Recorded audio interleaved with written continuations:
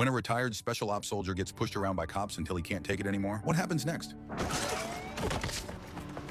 Terry was trying to save his younger brother, who was locked up in jail. But on the way, 2 police officers stopped him and straight up took the money he needed to bail his brother out, his brother's lifeline. Terry swallowed his anger and didn't fight back because getting his brother out was the only thing that mattered. When he got to the courthouse, nobody cared. The staff coldly told him, no money, no deal. Even when Terry showed proof that the cops had seized his bail money, it didn't change anything. With no other options, Terry called a restaurant owner he'd worked with before and explained what happened. The owner agreed to help, but said it would take a few days to get the cash together. That night, Terry had nothing. No money, nowhere to go, so he camped by the river. For a retired operator, roughing it like that wasn't new. What he couldn't understand was how he'd risked his life for his country and ended up like this. After figuring out where the police station was, Terry decided he wasn't just going to let it go. The next day, he walked into the station to file a report. The same cop who stole his money looked shocked to see him. You're gonna need to leave.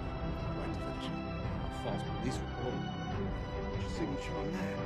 But instead of taking him seriously, the cop threatened him for filing a false report. Then the police chief stepped in and told Terry that someone like him, suspected of being involved, should be punished by the law, and that letting him stand there and talk was already being generous. He warned Terry that if he came back and harassed his officers again, he'd be hit with serious charges. And then the chief got even nastier. He ripped off Terry's recording device. That's when Terry realized the truth. The chief and the cops were all in on it. That whole department was rotten to the core. Left with no choice, Terry tried to compromise. He said he only needed $10,000 back to bail his brother out. You can keep the rest. The chief acted like he was doing Terry a favor and told him, come back tomorrow at 9 a.m. and you'll see your brother. But Terry didn't know it was a setup. The next morning, Terry showed up and the chief didn't keep his word. Instead, he'd already transferred Terry's brother to a state prison. We pulled up our schedule Hold on. You said I could see him. at 9 a.m. We're 3 minutes late.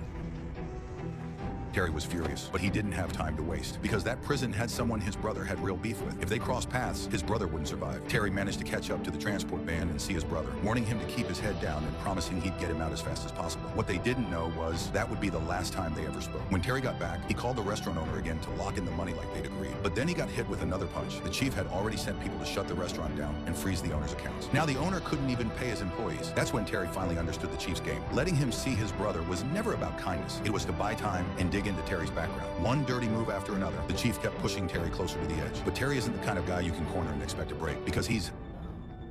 I think he's on the Wikipedia page. Teaching jujitsu to 6 Marine. Okay. One mind, any weapon.